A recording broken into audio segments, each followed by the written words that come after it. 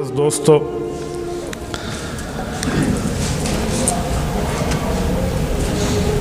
आज का दिन जुमातुल मुबारक का मुक़द्दस दिन है।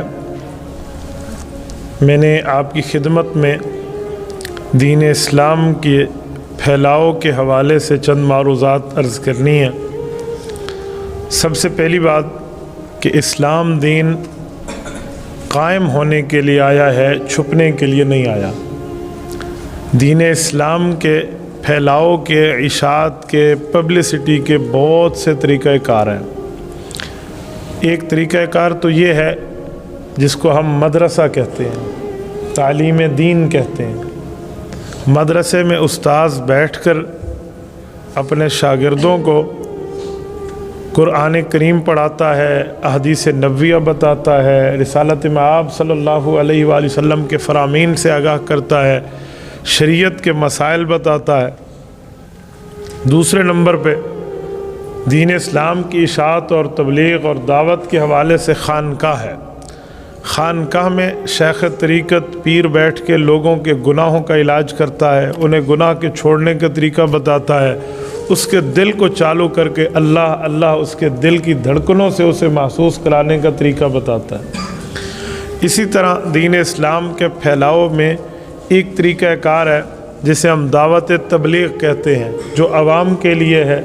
उलमा की क़यादत में आवाम में चल के आवाम को नमाज रोज़े की बुनियादी बातें समझाई जाएँ, कलमा तय्यबा के बारे में बुनियादी बातें समझाई जाएँ।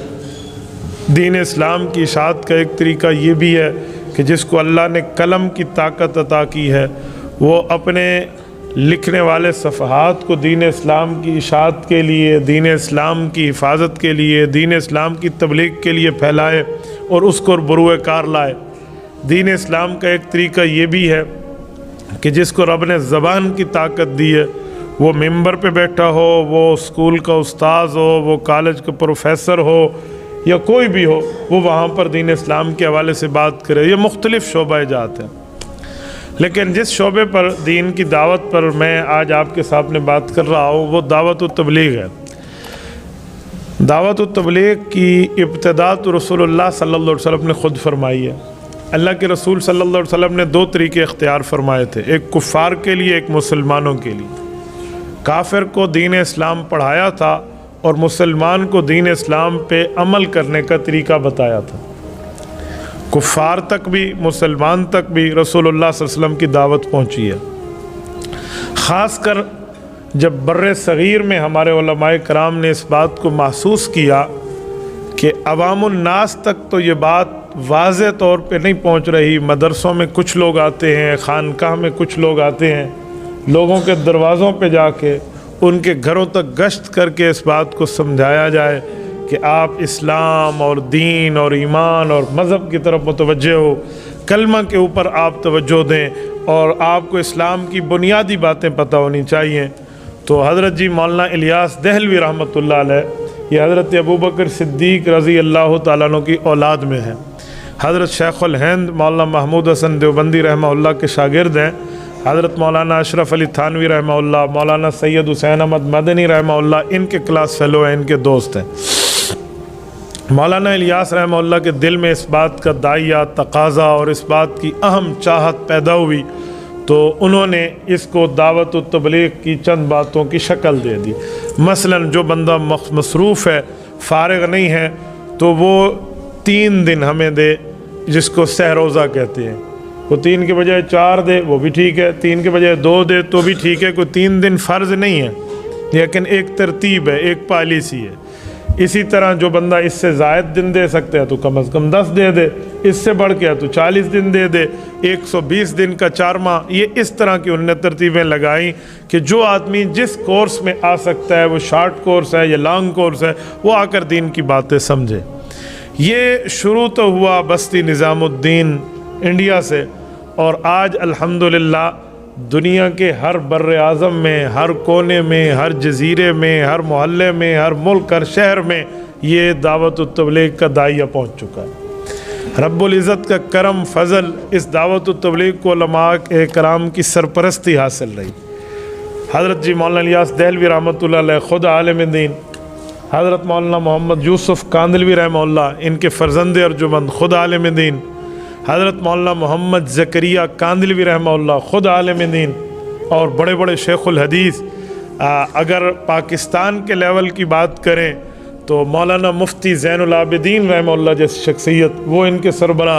हज़रत जी मौलाना जमशेद अली ख़ान रहमतुल्लाह, हज़रत थानवी, हज़रत मदनी रहमतुल्लाह दोनों के शागिर्द थे। और ये जैसा इस जैसा जबलुल इल्म आदमी मौलाना एहसान दामत बरकातुहुम हैं, हज़रत जी मौलाना ज़करिया रहमतुल्लाह के खलीफा मुजाज़ हैं, और हज़रत हाजी अब्दुल वहाब रहमतुल्लाह अलैह अगरचे आलिम नहीं है लेकिन उलमा की सरपरस्ती में उस शख्स ने वो कारनामे सर अंजाम दिए हैं जो रहती दुनिया तक याद रखे जाएंगे।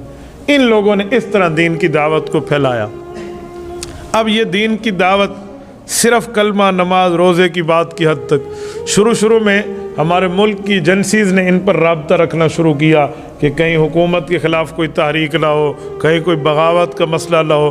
कहते हैं जनरल ज़ियाउल हक़ के दौर में बाकायदा तबलीग की शक्ल में रायवंड मरकज़ के अंदर कारिंदे भेजे गए, भाई इनकी बातों को सुनो, ये क्या समझाना चाह रहे हैं। तो वो आए, हफ्ता 10 दिन लगा कर चले गए, और उन्होंने आगे कहा कि जनरल साहब तुम्हारी हुकूमत का इस मसले से कोई ताल्लुक़ नहीं है, या ये बंदे आसमान से ऊपर की बातें कर रहे हैं या ज़मीन के नीचे की बातें कर रहे हैं। मरेंगे तो क्या होगा, और ऊपर से हमारे लिए क्या आया है, लिहाजा ऐसा वैसा कोई मसला नहीं है।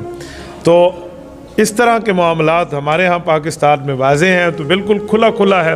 बर्रे सग़ीर में इन लोगों ने दीन की खिदमत इतनी की है कि आज तौहीद का नाम बाकी है तो इनमें इनका भी हिस्सा मौजूद है कि अल्लाह से होता है, गैरुल्लाह किसी चीज़ पर कादिर नहीं है, अल्लाह चाहेगा तो होगा, रब नहीं चाहेगा तो कुछ नहीं हो सकता। इस तरह की बात, इसे कहते हैं पहला नंबर, जिसे तौहीद कहते हैं, कलमे की बात कहते हैं। दूसरे नंबर पे नमाज है। अच्छा, फिर तालीम व ताल्लुम है, इकराम मुस्लिम है। अच्छा, इसी तरह फिर इस तरह बात समझाते समझाते ये 4, 5, 6 चीज़ों की बात को इकट्ठा करके इन लोगों ने इन मामलात को सामने रखा। अब मसला ये है कि जिस बंदे ने वक्त लगाया है वो इस मामलात को जानता है, और जिसने वक्त नहीं लगाया वो उसका मुखालिफ है। हालिया दौर में सऊदी अरब के अंदर तबलीगी जमात पर पाबंदी लगी है। मैं सऊदी अरब के माहौल को बहुत अच्छी तरह जानता हूँ, मैं अरबों में रहा हूँ, जाता रहता हूँ, आने जाने का माहौल मेरा बहुत अच्छा है, मैं उनके मिजाज को जानता हूँ। मुझे लगता है उन तक मालूमात गलत पहुँची हैं, उन तक बातें इनके बारे में सही नहीं बताई गई, झूठ बोले गए हैं, गलत कारी की गई है। मेरी मालूमात में बर्रे सग़ीर, हमारा मुल्क पाकिस्तान, हिंदुस्तान के कुछ शरपसंद अनासर ने मुख्तलिफ़ बंदों के नाम पे उन्हें हज़ारों खतूत लिखे हैं, हज़ारों खतूत। एक बंदा लिख रहा है 100 आदमियों के मुख्तलिफ़ नामों से, और वो सऊदी एम्बेसी भेज रहा है कि ये लोग ठीक नहीं हैं, आपके यहाँ ये गलत काम कर रहे हैं। अब एक इलाके से लाखों और हज़ारों खतूत किसी एम्बेसी में आ जाएं तो अगला परेशान तो हो जाएगा, क्या मामला है।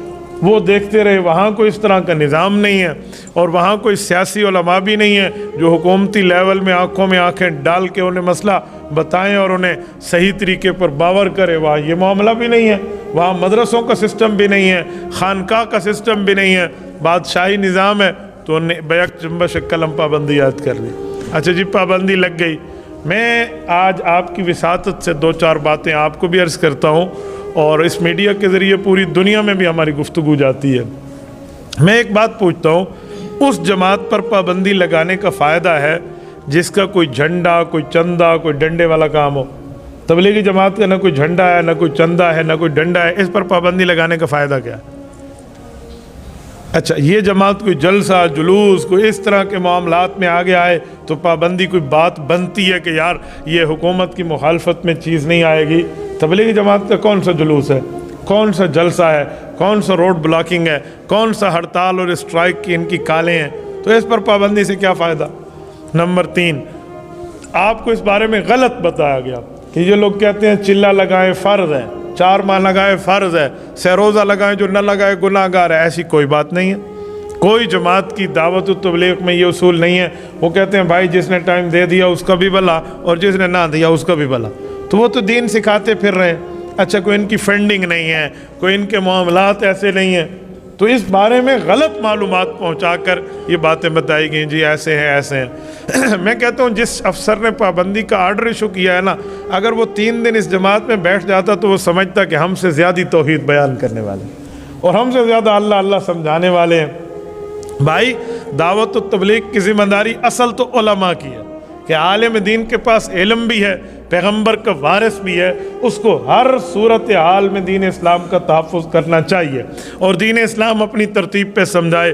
वो मदरसे में है, मदरसे में बैठ के समझाए, खानकाह में है, खानकाह में समझाए, मस्जिद का इमाम है, मिंबर का ख़तीब है, वो यहाँ समझाए, या अल्लाह ने उसे सियासी ताकत दी है, वो असम्बली हाल तक पहुँचा है तो दीन इस्लाम की बात वो वहाँ बताए, ये आलिम की ज़िम्मेदारी है। लेकिन ये काम उलमा की ज़ेर निगरानी है और अवाम में कलमे की बात, आखिरी 10 सूरतें याद कर लें, भाई नेकी की बात कर लें, नमाज की पाबंदी कर लें, हुकूक देने वाले, इस तरह की बातें हैं। कोई हुकूमत सऊदिया को इस पर पाबंदी लगाने से फ़ायदा नहीं होगा, बल्कि उल्टा नुकसान होगा। हाँ, मैंने ऐसे ऐसे अरब उलमा को देखा है जिनका वक्त लगा है या जो रायवेंड आए हैं और दावत व तबलीग के काम को उन्होंने देखा, करीब से समझा और वो बदल गए। मेरी कई तश्कीलें अपनी 4 माह के दौर में अरब उलमा के साथ हुई हैं। मैं हैरान होता था जब हम उनकी तर्जुमानी के लिए ठहरते थे कि जब वो बयान में ठहरते हम तर्जुमानी करके आवाम को समझाते कि शेख क्या कह रहे हैं, तो बाज़ लोग तो रोने लग जाते, उनकी तांदा बन जाता आंसुओं का, रोने में उनकी हिचकी बन जाती, वो बात न कर सकते। कहते हैं हम मानते हैं, हम अरब हैं, हमारी कौम में रसूलुल्लाह सल्लल्लाहु अलैहि वसल्लम मबऊस हुए हैं, लेकिन ये काम अल्लाह ने तुम अजम उलमा से लिया। मैं ऐसे ऐसे अफराद को जानता हूँ। एक शख्स ने तो मुझे हज़रत अबू हुरैरा रज़ी अल्लाह ताला अन्हु के नस्ल से होने का तारुफ़ कराया और दावत व तबलीग की वजह से उसने कहा जी अल्लाह पाक ने मुझे सआदत दी है, और पता नहीं को 75-80 साल की उसकी लगभग इस तरह उम्र थी, एजड आदमी है, तो वो कह रहे हैं कि मैंने इस वजह से और फ़लाँ फ़लाँ। आप बताएं सैयदना अबू हुरैरा रज़ी अल्लाह अन्हु को कम दर्जे के साहबी हैं? शायद हदीस पाक की किताब का शायद कोई एक सफ़ा ऐसा हो जिस पे अन अबी हुरैरा अन रसूलिल्लाह ना हो, वरना हर सफ़े पर अन अबी हुरैरा अन रसूलिल्लाह सल्लल्लाहु अलैहि वसल्लम क़ाल। हज़रत अबू हुरैरा फरमाते हैं मेरे पाक पैगम्बर ने यूँ फरमाया। हज़रत अबू हुरैरा फरमाते हैं हमारे नबी पाक ने यूँ इरशाद फरमाया।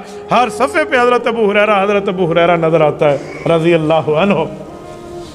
हज़रत अबू हुरैरा रज़ी अल्लाहु अन्हु की कब्र मुबारक जन्नतुल बकी में है, मदीना तैयबा में।